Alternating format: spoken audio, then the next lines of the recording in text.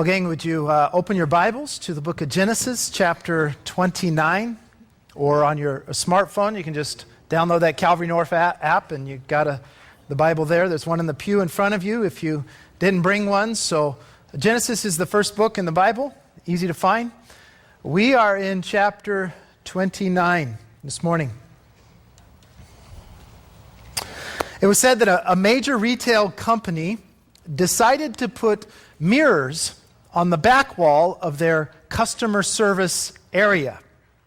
Why? So when irate customers came in with their complaints, they could watch themselves. Caught in the very act. And what they found was that people who saw themselves began to deal with their complaints a little differently, a little bit more grace. And the point of it is that we have a tendency to justify our actions, maybe our behaviors, until God throws a mirror in front of us. Maybe it's another person acting the same way. Maybe it's a situation that just kind of hits us upside the head. And we go, wow, okay, now I get it. Well, before us this morning, as we follow the life of Jacob, Jacob comes face to face with a mirror called Uncle Laban. Laban is just like Jacob. You know, he's part of the family. And some of you look in your family and you go, wow, you look just like your uncle. And you go, okay, I know I look like my dad and I can't help it. And I don't know what to say when people say, hey, you look just like your dad. I want to say, well, you probably look like your dad too. So same to you and more of it. But there's that reflection. There's those mirrors that as God shapes your life, He's going to throw things in your way to deal with our heart, to change our character. And here we see that in the life of Jacob. Things look strangely familiar to him. Verse 1, chapter 29. So Jacob went on his journey. It literally means that he lifted up his feet. He's got a new kind of swing to his walk, you might say. He's just had an incredible encounter with God. He's probably whistling Dixie and singing Zippity-Doo-Dah as he travels now. It says there that he came to the land of the people of the east. The 500-mile journey from where he was in Beersheba to the area of Haran. He's there to find his uncle Laban and hopefully find a wife. It's been probably a good month of traveling. It's quite an extensive journey, and God has been faithful to him all through this way and brings him to this place. Verse 2 tells us, and he looked and he saw a well in the field, and behold, there were 3 flocks of sheep lying by it, for out of that well they watered the flocks. A large stone was on the well's mouth. Now all the flocks would be gathered there, and they would roll the stone from the well's mouth, water the sheep, and put the stone back on its place on the well's mouth. So coming into the area, he sees this well in the field, and there are 3 flocks gathered there, kind of hanging out at the water cooler, waiting for the others to get there. The custom of the day was that you would water one time.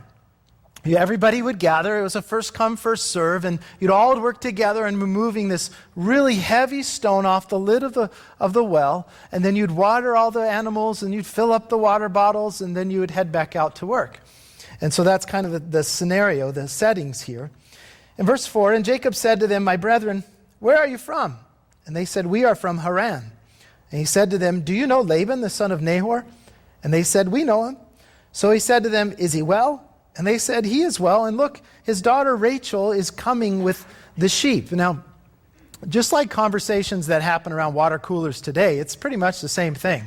Tomorrow, you're going to find out that there's one question that goes about. Was he safe or was he out?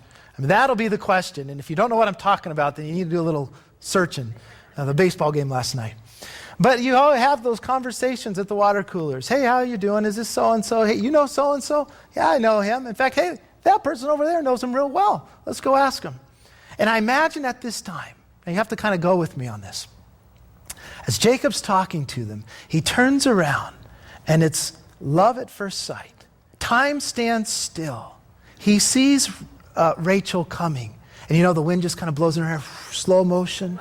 And she's just walking. She's got her smile on, and his eyes just go boom. And all he could think is, bah, you know, wow, incredible. Who's that?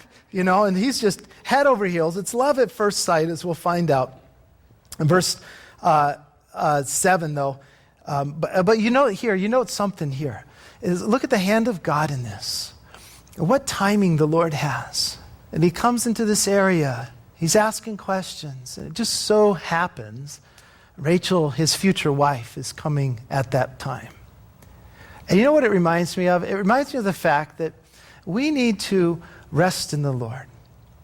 And we need to trust God's timing in things. If you're single here this morning, you need to rest in the Lord and just walk in his promises and look to the Lord and know that in his time and his way, he's going to bring that right spouse to you. He will. It'll be an interesting thing, and you'll look hindsight and you'll go, wow, that was really incredible, God, how you brought us together. Because I couldn't have thunk of anything better. And thunk is a word in my dictionary. Verse 7, it says, then he said, look, it is still high day. It's not time for the cattle to be gathered together. Water the sheep and go feed them. But they said, we cannot until all the flocks are gathered together. And they have rolled the stone from the well's mouth. Then we will water the sheep. Jacob's simply saying, hey, I got to get alone with this girl. I got to get some time. Guys, get out of here. It's only noon. Cows ain't coming home till later. Get out there and feed your sheep, and we'll talk later. And they're saying, that's not how we do things around here, Jake. That's not how it's done. We need to wait until everybody gets here, and then we'll water them all. And verse 9 tells us there that while he was still speaking with them, Rachel came with her father's sheep, for she was a shepherdess. The first thing you note about Rachel is not her beauty, but her work. It's her work. She's a shepherdess. She's taking care of sheep, and that's not a very luxurious lifestyle. She's often all by herself out in the field with these sheep.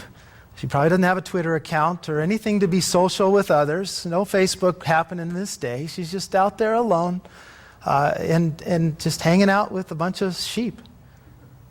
But notice her heart, I might add here in verse 9, when it says there that she came with her father's sheep. I don't think she was beating them along the way. She wasn't running from them. She wasn't saying, Dad, these sheep just stink and I'm tired of this. We don't hear about any of those negative things. She seems to be caring for them as she should, tending to them. She's ready to expend her energies for them. Why? Because if you'll note in the text, it tells us they were not her sheep. They were her father's sheep. She had the heart of her father in mind, the will of her father in mind. And guys, just as a side note, if you're single and you're looking for Mrs. Right out there, you want a gal who's not just a part of the family, not bears the believer name of Christian, but you want a gal who has a heart of her father in mind, the heart of the Heavenly Father, to do his will and to see his work done and to do the ministry.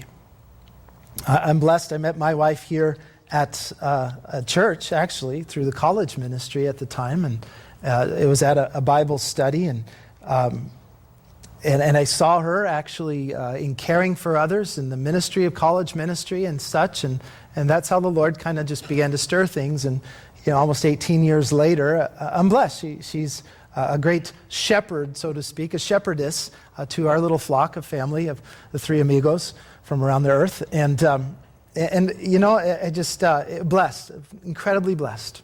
The Lord has done. Verse 10, and it came to pass when Jacob saw Rachel, the daughter of Laban, his mother's brother, and the sheep of Laban, his mother's brother, that Jacob went near and rolled the stone from the well's mouth and watered the flock of Laban, his mother's brother. What Jacob is doing here is he's flexing his muscles. It's just what guys do to impress. He's flexing his muscles. He's a little cocky. He's not willing to wait until everybody else gets there. He's just kind of like, forget you guys. Watch this. And he goes over and he grabs the rock and removes the lid. He's 77 years old. He's got to pull something in the process, and I bet that night he's just going, heating pad, Advil, something. You don't go moving heavy rocks when you're 77. He's hurting for certain, I'm sure. But that's how guys are with gals, trying to get the attention, right? Some of you got some crazy stories. Some of you think, what was I thinking? I'm glad I didn't die in the process of trying to woo my future wife. I'll never forget my friend one time when I was in high school. And no, it wasn't Andy. I went to school with Andy. But he was telling me, he says, man, I saw these girls over here and I just want to impress them. So I was kind of walking along this fence, kind of balancing my way and doing my thing. And then he got distracted, lost his balance, and on top of the fence is the little points. No, I'm not going there. His pant leg got caught, and he ends up hanging upside down in front of these girls. Embarrassing. But that's the nature of guys. We do stupid things to impress the ones that we love. And I think still, even being married for so many years, that it's still the tendency to do stupid things. But gals, don't you want a man who is going to lift the heavy loads for you? Don't you want a man who is willing to water, in a sense, and refresh you? One who would act like Jesus. Paul tells us this in Ephesians 5. Husbands, love your wives, just as Christ also loved the church and gave himself for her, that he might sanctify and cleanse her with the washing of water by the word. And Jacob's not just watering her sheep. Jacob's looking to win her heart. And Jacob's not only watering her sheep, Jacob's washing her. Hey, let me fill up your water bottle, because the day's not done. Verse 11. Then Jacob kissed Rachel and lifted up his voice and wept. And Jacob told Rachel that he was her father's relative and that he was Rebekah's son. So she ran and told her father. Stranger comes into town, kisses you, and you run and tell dad. That's the way to do it. No, he's sharing with her, your dad's mom is, or your dad's sister is my mom, and yada, yada, yada. It's a family kiss. And she's just elated with this news. And so, hey, let's run and we got to tell this to my dad. Let's go get dad. In verse 13, it came to pass when Laban heard the report about Jacob, his sister's son, that he ran to meet him and embraced him and kissed him and brought him to his house. So he told Laban all these things. And Laban said to him, surely you are my bone and my flesh. And he stayed with him for a month. And Laban runs off, what's her name? Rachel. Thank you. Rachel runs off to Laban. Laban comes back out, welcomes Jacob into the family, says, hey, come on in. And look, it says there that he told him all these things. You think, what things? Well, I'm sure he must have told Laban about his sister, Jacob's mom, Rebekah.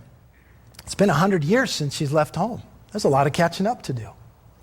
But I wonder, in Jacob's cockiness, if he told Laban about how he schmoozed over his dad, how he bought the birthright from his brother for a bowl of beans, how he pulled this off and did this, and in his cockiness kind of saying, boasting about who he is, what he's done. Maybe he shared with him about the great revelation of the previous chapter. All these things, I wonder if Laban's storing in his head, going, interesting fella, interesting guy.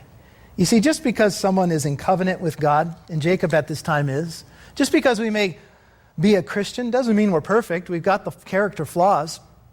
Christians can be full of pride. They can be full of themselves. And the Lord has a way of bringing things around to deal with those work areas, right?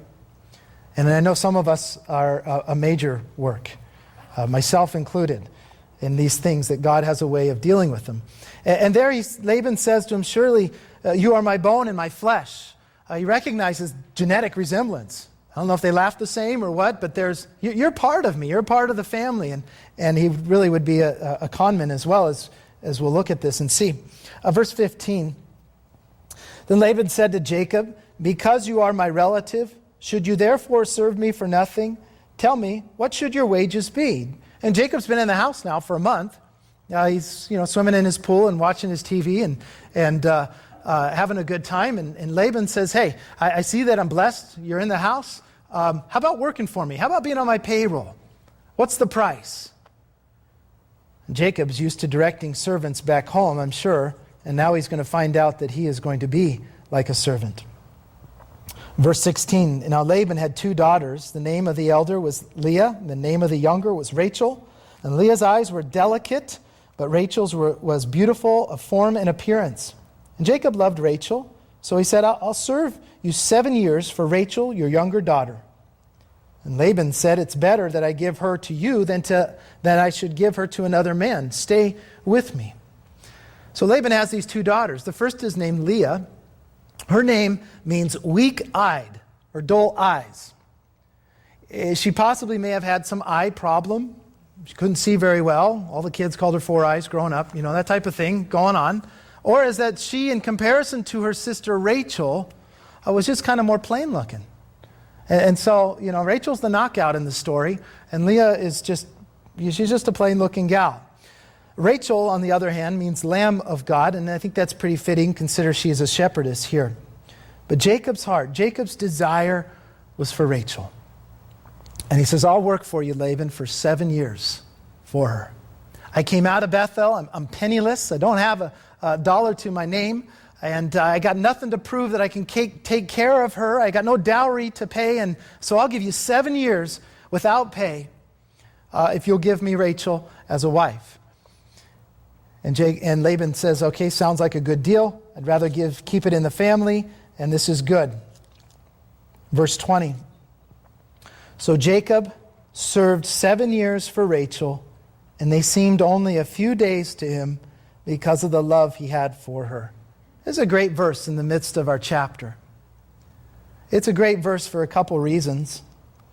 7 years is a long time. That's an incredibly long time. Yet because of his great love for her, time just seemed to fly by. Not a big deal. It just seemed like a few days. And I think it tells us a couple lessons. One, if you're single, it tells you this, that true love is willing to wait. The Bible tells us in 1 Corinthians 13 that love is patient. It's willing to wait. It's willing to give your relationship time to bloom and to grow to maturity before rushing into marriage. It's willing to give it some time. She may be the one, yeah. But waiting is going to bless that marriage. It's going to mature that marriage. Waiting even for that sexual union in marriage. It's just a few days in light of eternity, in light of the bigger picture. But so often we find those who are single are not willing to wait. They're love struck. There's a big difference between love and even lust. Listen to this. John Corson, he said this, and I think it's great. Love waits, lust won't. Love gives, but lust takes. Love is patient. Lust is pressure. Love says no, and lust says now. And there's a big difference. Take note from Jacob. He's willing to give 7 years, and it passes by like nothing because of the great love that he has. And now, there's also another lesson here that deals with those who are serving. When you're serving in love, from love, for love's sake, in the glory of God, you'll find a joy in what you're doing. You'll find time goes by quick.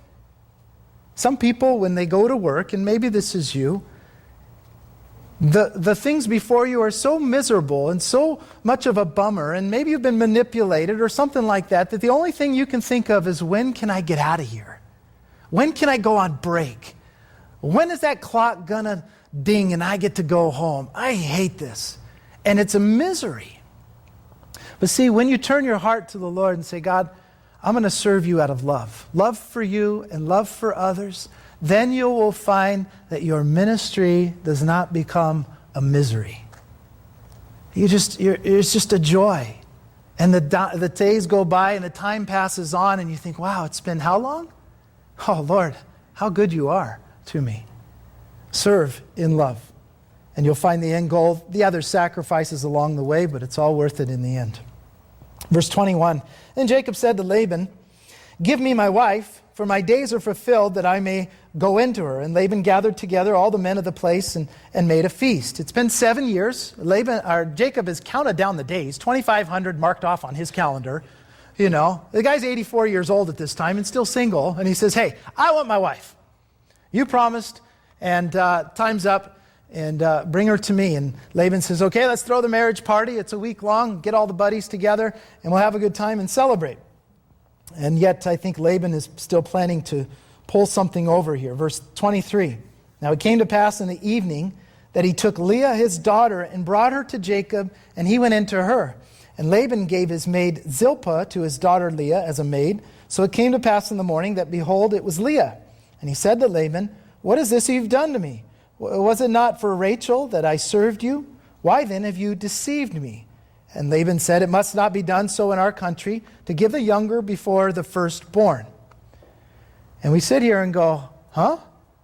I mean, couldn't Jacob tell that it was Leah and not Rachel? Why didn't he catch her till the next morning? What's going on here? Well, understand the custom of the day that she is veiled. When the bride came into the bridegroom's chambers that night, she was veiled from head to toe in a very thick veil.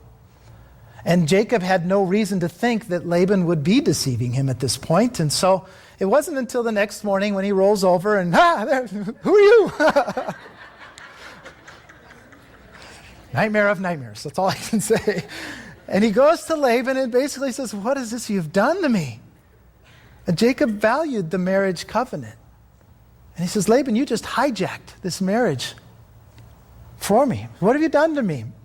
He says, was it not for Rachel that I served you? Wasn't it clear what I wanted? I mean, you told me, you gave me your word. It was Rachel, Rachel, Rachel, not Leah. Why have you deceived me? And verse 26 tells us, Laban said, it must not be done so in our country, to give the younger before the firstborn. Fulfill our week, and we will give you this one also for the service which you will serve with me still another 7 years. And why didn't Laban tell Jacob this at the beginning? Why didn't he say, by the way, there's a little clause at the bottom. There's a little asterisk there at the contract. It's way down on the bottom. It's in there. See it? Pull out your magnifying glass. Yeah, right there. That tells us we got to marry off the older before the younger. You see what's happening here is that Laban had a good worker. He knew he had something good. And he wasn't going to let him go so easily. And he used his own daughters to even advance his own selfishness. And I think when he said this in verse 26, we don't give the younger before the firstborn. In other words, the younger doesn't get the blessings of the firstborn. Did it ring in Jacob's ears? That sounds familiar. That's exactly what I did. I cheated my dad out of the way that things were supposed to be. And now the stone I've pushed up is coming rolling back down on me. Rolling back down on me. Jacob is reaping what he's sown. His deceptions are coming back on him. It's the Bible tells us in Galatians 6, do not be deceived. God is not mocked, for whatever a man sows, that he will also reap. For he who sows to his flesh will of the flesh reap corruption, but he who sows to the Spirit will of the Spirit reap everlasting life. And through this, God is basically showing Jacob, hey, look in the mirror. Look in the mirror. Face your own character flaws. Jacob had taken the birthright and blessing from Isaac, his father, and now his father-in-law is pulling one over on him. It's all coming back on him. I remember very clearly in my own life, my older brother and I, as youngsters, decided one day to begin to pretend to crash our bikes next to these fancy cars, and we began to steal the little air caps because they're all chrome, different shapes, sizes, and things. And when you're kids, I guess that's part of what you do. We had collected hundreds of these things. And every once in a while, an alarm would go off, and we'd jump back on our bikes and get going. And, of course, you're not really hurt. Well, one day, Dad catches us. Hey, where'd you get all those air caps? And the truth comes out, and I can't remember what he did with them. But I remember repenting of things and changing my ways. But then it happened, about 15 years later. I come out to my car one day, and I look down, and my chrome air caps are missing. And all I could think of is some punk came over with his bike, pretended to crash, and it's all coming back on me, God. Why? And I felt the Lord just say, he just kind of chuckle and laugh and say, look familiar? Oh yeah, Lord, those things. And you have your stories, but God has a way of bringing those people, bringing those situations back into your life just to say, hey, remember, does this look familiar? See, at the time we were so quick to justify our actions and say, I got every right. And the Lord, through that situation, says, see how you've hurt others? Why don't you repent and come back? I want to forgive and rebuild you. God has so much grace for us that even when we blow it, even when we're not walking in those ways, that He continues to work His plan through us, just like He's doing with Jacob. He takes us behind the shed to Uncle Laban's house and says, hey, let me show you a few things about yourself. We can be so quick to condemn others with the things that, we know are deep inside our hearts. When God shows us the mirror, it's kind of a situation to stop and say, God, you know what? I'm the one that's the fool. Forgive me. Verse 28. And then Jacob did so and fulfilled her week, so he gave him his daughter Rachel as a wife also. And Laban gave his maid Bilhah to his daughter Rachel as a maid. Fulfill her week. 1 week was the marriage ceremony. Jacob didn't have to wait a whole another 7 years before having Rachel as a wife.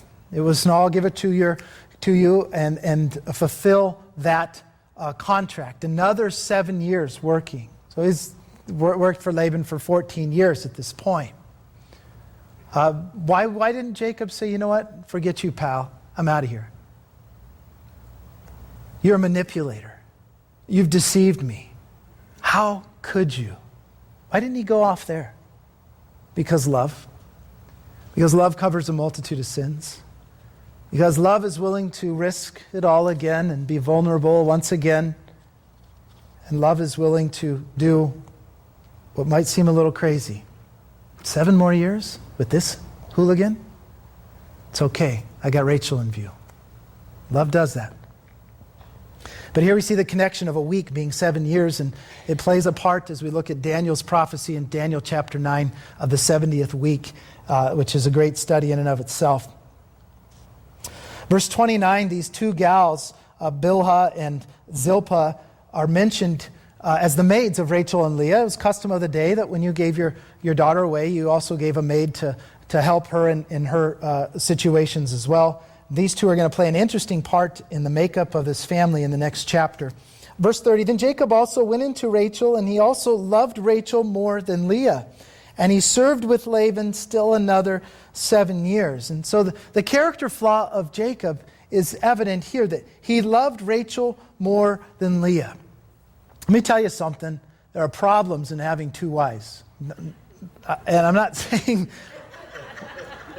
that intentionally. I don't have 2 wives. I'm not saying that. But there is a problem is that your heart is always divided. You cannot love 2 equally. One is always more. And Rachel is his first love. Leah is the wife simply by a contract or by a deal that went down sour. And Jacob here ends up in polygamy. And it's going to cause this incredible rift and friction in the family. The Bible is so cool in that it just states things as they are. And it's not approving of it. It's just stating it as it is, though the custom of the day was, people had multiple wives.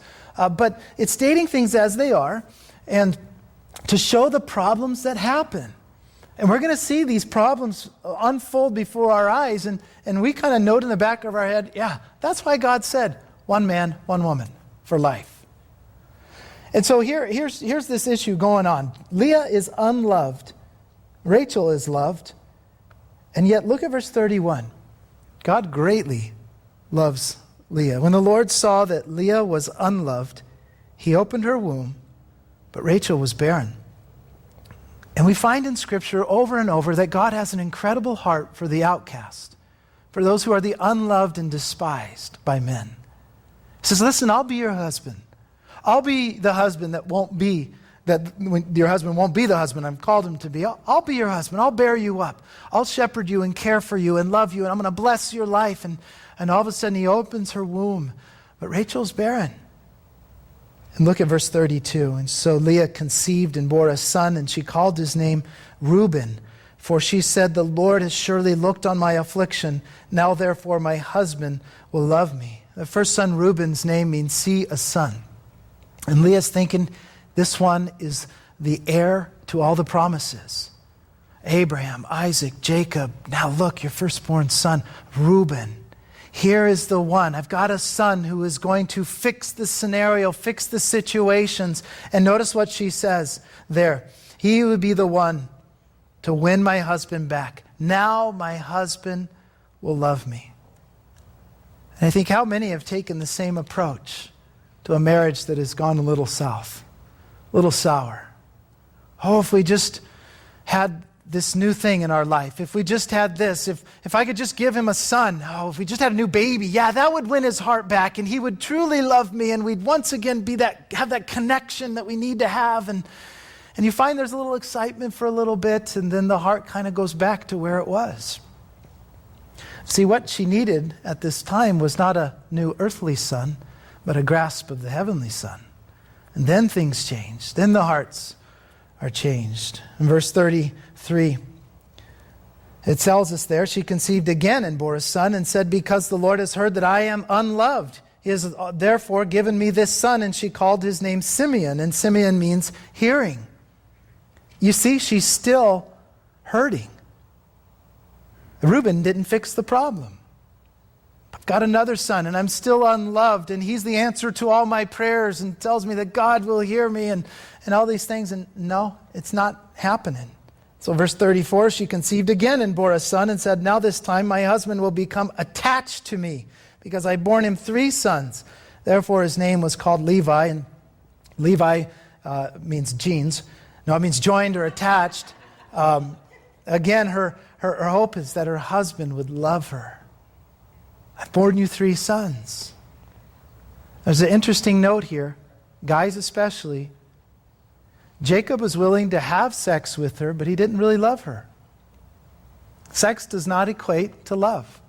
He saw it simply as the act and not the expression of his love for her. Yes, it's under the covenant of marriage. It's in the right place. But there's a problem in Jacob's heart. And it's causing problems in Leah's life as well. 3 sons with no success or change of heart in her husband. Verse 35, and she conceived again and bore a son and said, now I will praise the Lord. Therefore she called his name Judah. Then she stopped bearing. Judah means praise. And she realizes no matter how many sons I bring this guy, it's never going to win his affections for me. There's a change of focus. For the first time, Leah is focusing not on her pain and not on the problems of her spouse, but she's focusing on the praise of God.